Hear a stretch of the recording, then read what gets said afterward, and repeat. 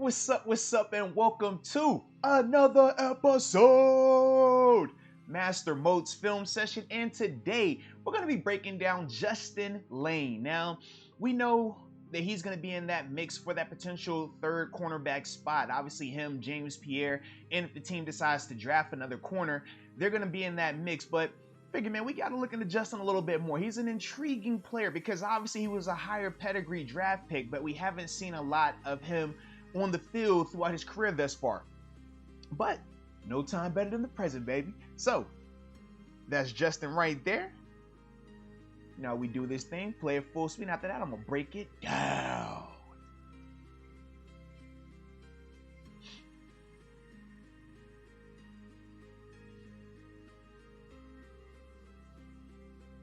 Alrighty. So right here, man, the Steelers are just playing a basic cover one defense. Now this is an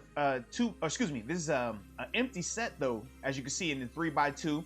So he understands that with it being an empty set, different things can happen from just the timing of the pass coming out and stuff like that. But with him being in this press alignment, he's gonna be in the action right now.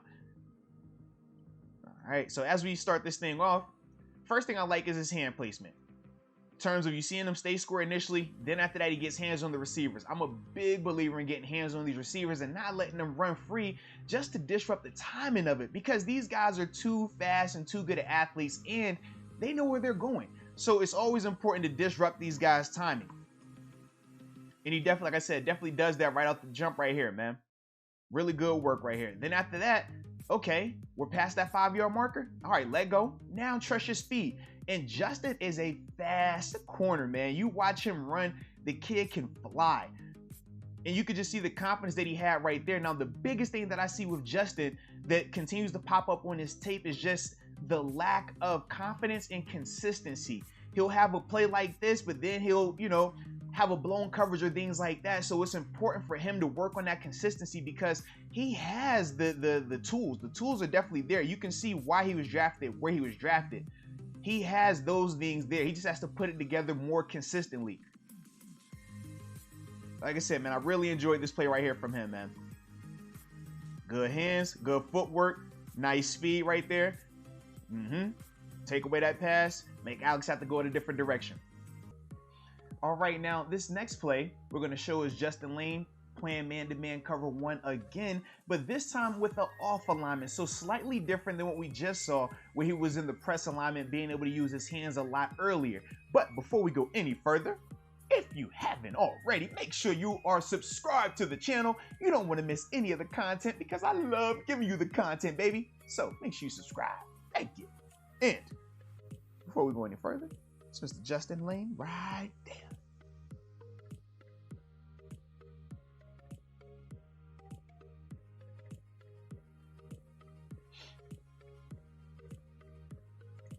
Alrighty.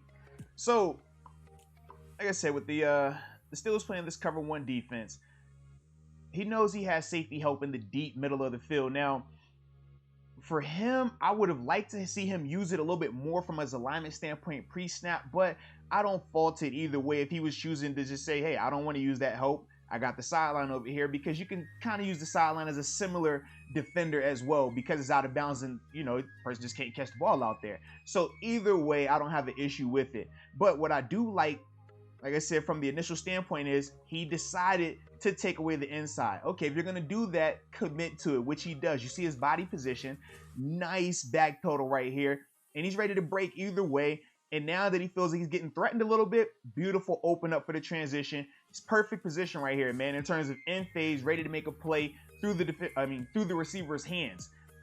Stays on top of the route as well, man. Like I said, just as a whole, good job right here. Just understanding the different elements and the different techniques associated with playing off man. When you're playing pressed up, it happens a lot faster. You can be a lot more handsy, but you also know, you're going to be able to reroute them. But if you get beat quick off the line, you're in a trail technique and you're chasing from the start. Whereas here, it's more patience. Trust your pedal. Don't let this guy dictate what you're doing. No, you stay pedaling, you stay square, and now you're able to make your move in transition once you see him fully commit. But like I said, as a whole, man, good job right here by Justin. More of this started to show up a lot more for him this year, but still has to do it more consistently. But you can definitely see the athleticism right there with him, man. Plenty speed, good hips is the reason why he was taken where he was taken in the draft a couple of years ago. All right, now this last one we're going to break down for Justin Layne is actually one of my favorite plays from him this season. Just a beautiful job, just showing his toughness, showing his play recognition, and just his overall ability to be a playmaker and more than just the coverage element of it. So with that being said, man, there's he. Here he is right here. Get that out the right way. You know how we do, we'll play it in full speed. After that, I'll break it down.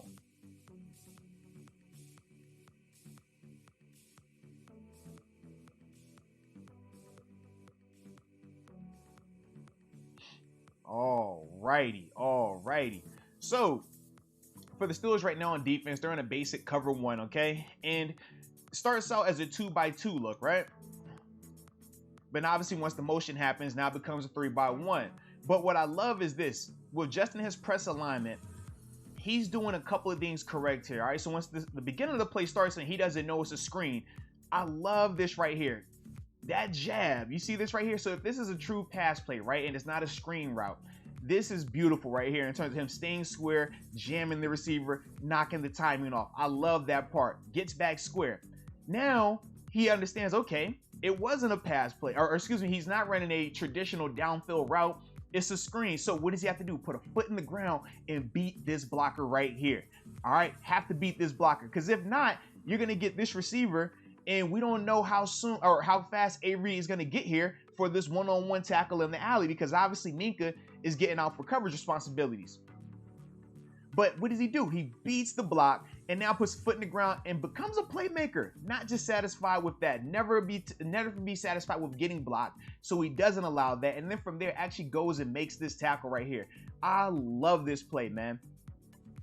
Like I said, man, because you never know with some of these corners, man. Some guys only want to cover. They don't want to hit. Some guys only want to hit. They don't want to cover. But this guy right here, man, he shows great fundamentals and technique, nice hand placement, and then from there, play recognition. Okay, it's screen. Let's go get it. Bam. All right. Beat the block. Bring him down. Nice tackle for loss right here, man. And typically, as we can see right here, it's second and long. Okay, so typically during, when you're out in the regular part of the field, because right here they're in the high red zone area, right? 30 yards and then about to score, it gets a little different, but typically second and long is your screen and drawdown. So your antenna should be going up anyways if you're in this type of scenario right here. But it was good to see him just trust his technique and fundamentals and play what was given to him. Like I said, to start it out, all right, is it a pass? Or excuse me, is he going downfield? Either way, I got my jam on him. All right, screen play. Let me beat the blocker. Go make this tackle. I love it. I love it right there, man. So yeah, with Justin, like I said, man, he's a very intriguing player because obviously was a high pedigree guy. Obviously has a ton of athleticism that he, possesses that some of these other guys just typically aren't capable of doing. He's able to do some of the things that these other corners in that room aren't going to be able to do. But the big thing for him is consistency and urgency. He has to play like his hair is on fire all the time. It can't be, one play and then he'll take a couple of plays of just, being nonchalant. That's going to be the big thing that's going to decide how much he plays next season. But hope y'all enjoyed this. I definitely did. And I'm going to be looking forward to this upcoming season, baby. So shout out to y'all. And until next time, baby, peace.